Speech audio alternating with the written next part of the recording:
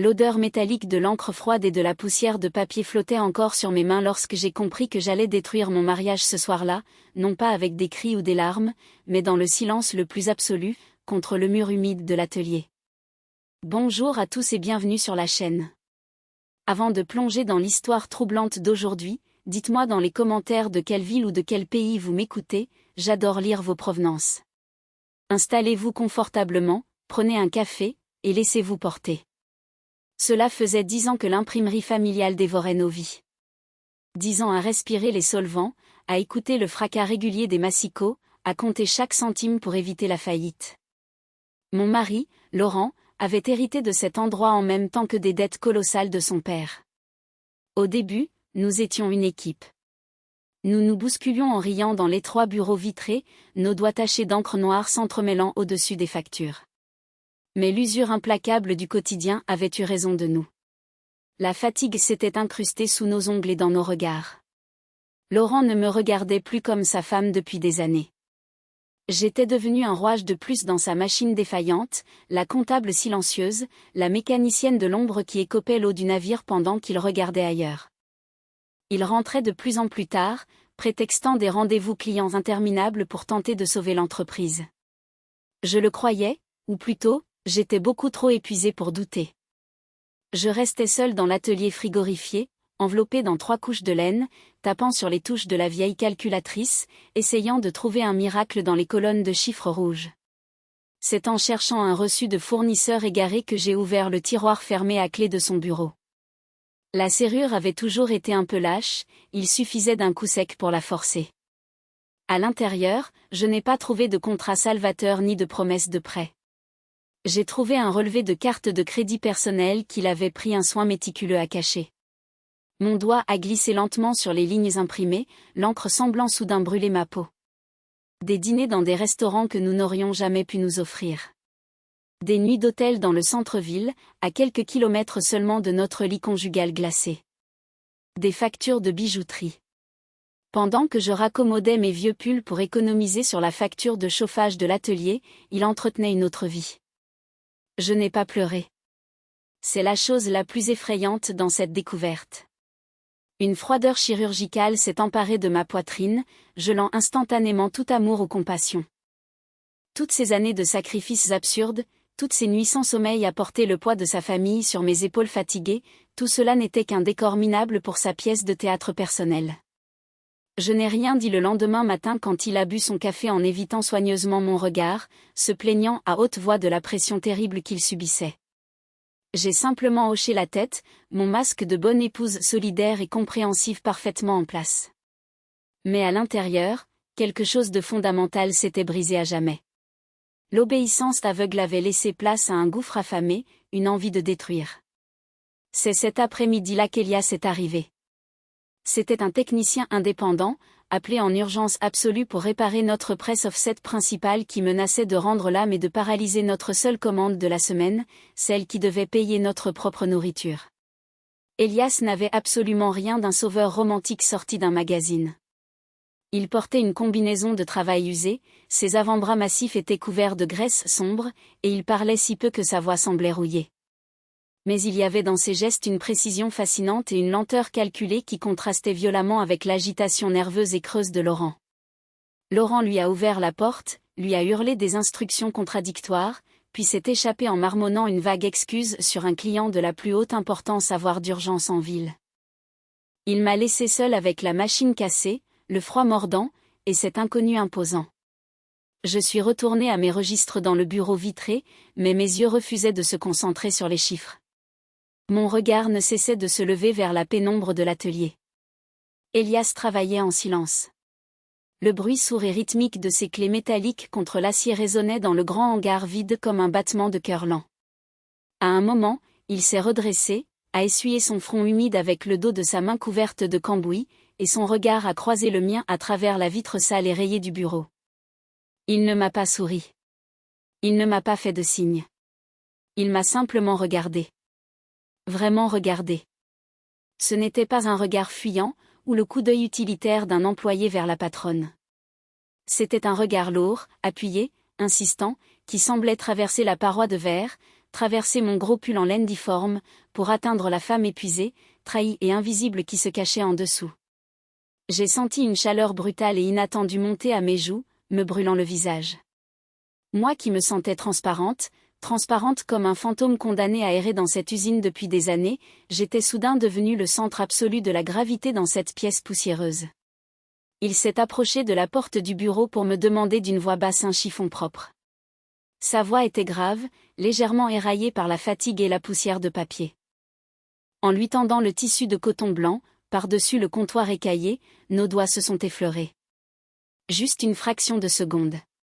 Une banale erreur de trajectoire. Mais l'électricité statique de ce contact m'a fait tressaillir de tout mon être. Les jours suivants, la presse a nécessité plusieurs interventions longues et complexes. Elias revenait tous les soirs, à l'heure précise où Laurent trouvait toujours de nouvelles excuses pour déserter l'imprimerie. C'était devenu une danse silencieuse, tordue, presque inévitable. Je restais pour l'aider, ignorant mes propres tâches, lui tenant la lampe torche pour éclairer les entrailles de la machine, lui passant les outils lourds. L'espace entre les rouleaux d'acier de la presse était affreusement exigu. Nous étions physiquement forcés de nous frôler, d'ajuster constamment nos respirations l'un sur l'autre pour ne pas nous gêner dans cet espace confiné. La proximité physique devenait une torture exquise, lancinante.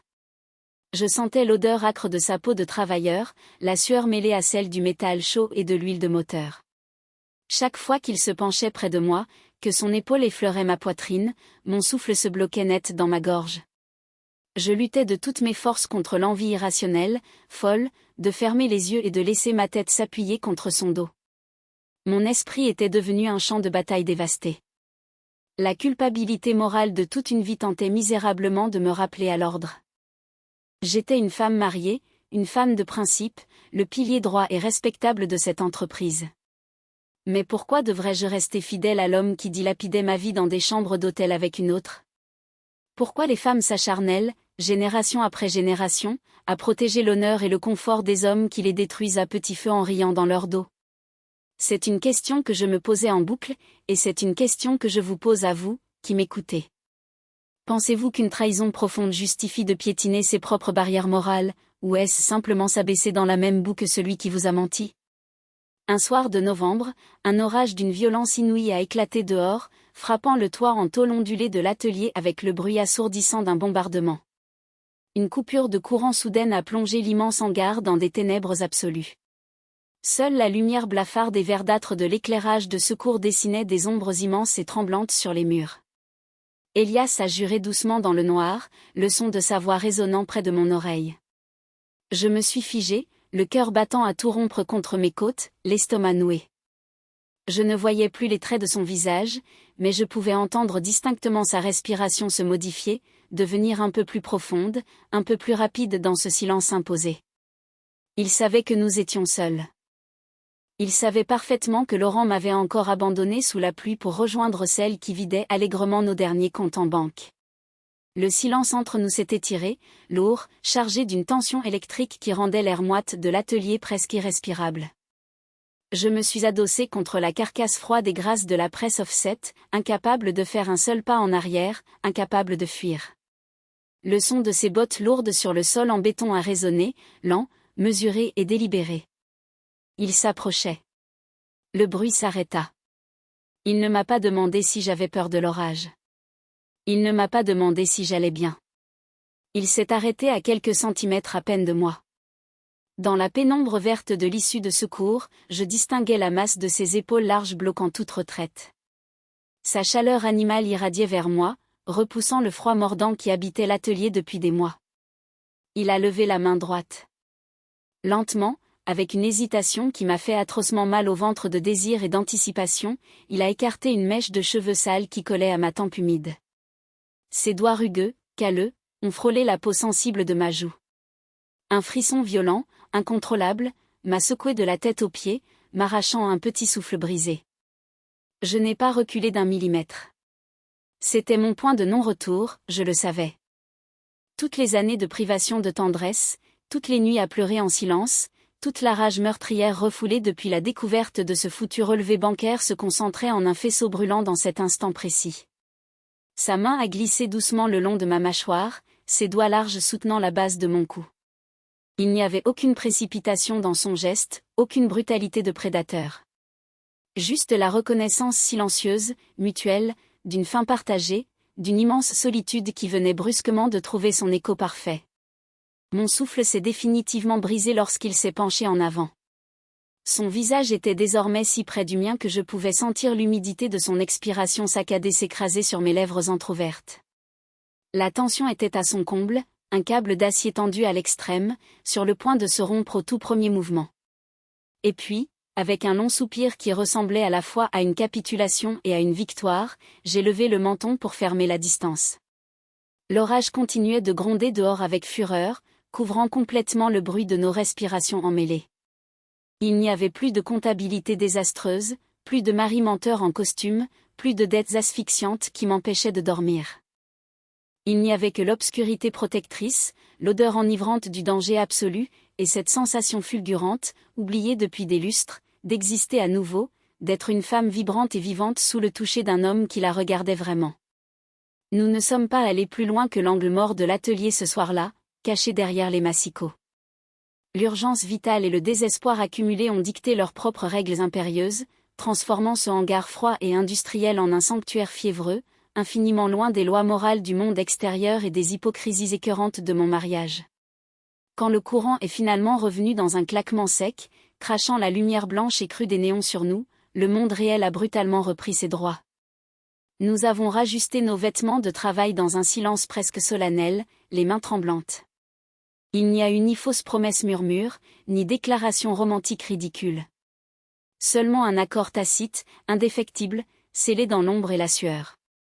Elias a ramassé sa lourde caisse à outils sans dire un mot, m'a lancé un tout dernier regard sombre et insondable depuis le pas de la porte, et a franchi le rideau métallique, disparaissant avalé par la pluie battante. Je suis resté seul au milieu des machines.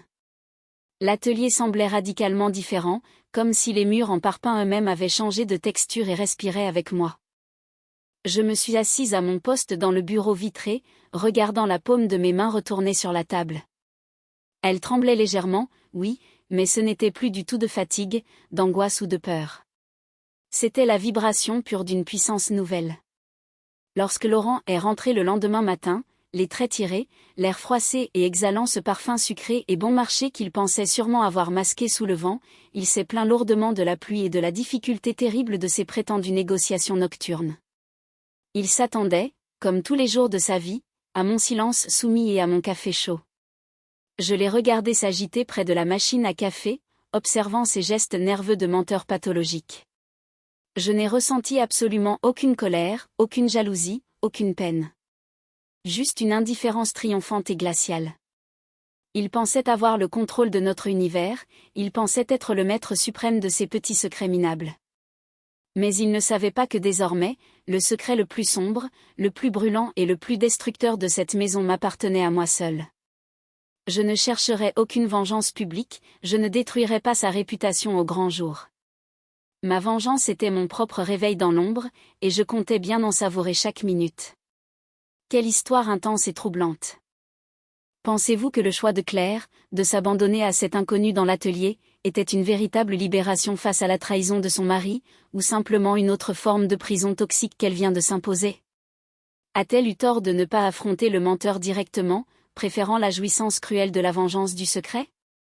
Laissez vos avis tranchés et vos analyses dans les commentaires, le débat s'annonce passionnant, et je vous dis à très bientôt pour une nouvelle plongée dans les recoins les plus sombres de l'âme humaine.